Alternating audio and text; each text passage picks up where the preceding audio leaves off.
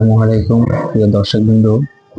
আজকে আমরা লক্ষ্মীপুরের শহরের যে মডেল মসজিদ সেটার জায়গায় আসছি। আপনাদেরকে আমরা ভিডিওতে এই মসজিদ কোথায় অবস্থিত, কিভাবে আছে বর্তমান অবস্থান সেটা পরিচয় করে দিব। এই হচ্ছে মসজিদের প্রথম অবস্থা। আমরা মসজিদের আউটডোর অবস্থায় আমরা আছি। এখনো কাজ চলমান, আশপাশের কাজ এখনো পরিপূর্ণ হয়নি। আউটডোর অবস্থায় কাজটা আশা করি পরিপূর্ণ হলে অতি শীঘ্রই মসজিদটা উদ্বোধন হয়ে যাবে। আমরা খুব ভালো করে দেখানোর চেষ্টা করতেছি, আমাদের সঙ্গে থাকবেন। এই হচ্ছে দেখেন সিসি ক্যামেরা, সবকিছুই ব্যবস্থা আছে। আমরা এখন সামনে দিয়ে যাচ্ছি। আপনারা আমাদের ভিডিওটা অবশ্যই দেখবেন, যাদের কাছে ভালো লাগবে তারা শেয়ার করে দিবেন।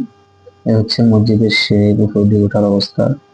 এই কাজ চলমান যার কারণে এখনো ময়লা আবর্জনা, এগুলো আশা করি মসজিদ কর্তৃপক্ষ যারা দায়িত্বে আছেন তারা অতি শীঘ্রই পরিষ্কার করে নেবেন, হয়তো উদ্বোধন আগে। কিন্তু আমি এখান থেকে খুবই মসজিদের ভিউটা কিভাবে আসছে, কিভাবে সুন্দর করে আমাদের দেখানোর চেষ্টা করতেছি। তো দেখেন, আমরা এখন উপর দিকে উঠবো। মসজিদটা আসতে হয় লক্ষ্মীপুর দক্ষিণ স্টেশন থেকে সামাদের মোড়, অর্থাৎ কলেজ রোডের মোড়, অর্থাৎ পাবলিক হল, অর্থাৎ সামাদ স্কুল সংলগ্ন। তারপরে উত্তর তেমনি থেকে বাজার মুখে হয়ে কলেজ রোড, তারপরে সামাদের মোড়, অর্থাৎ পুরাতন সোনামী ঈদগাহ মাঠ বলা হয়, সোনামী ঈদগাহ মসজিদ যেটা ওইখানে অবস্থিত।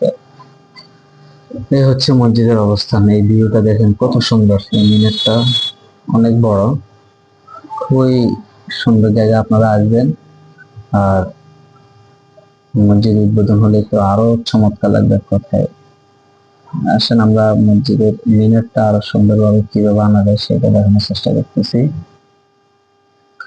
আর যদি ভিডিওটা খুব উপযোগী মনে হয় অবশ্যই শেয়ার করে দেবেন, কারণ আপনারা এই আসবেন, আপনার একজনের শেয়ার দ্বারা দেখা গেছে 10 জন দেখবে, 10 জন চিনবে, আসবে, তারা একটু সুন্দর লাগবে।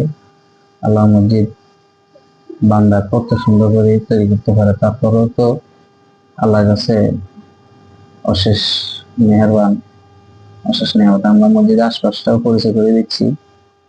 এ হচ্ছে মসজিদের আশপাশে যে, এটা হচ্ছে সামাদ স্কুল, দেখেন দেখা যায় স্পষ্ট।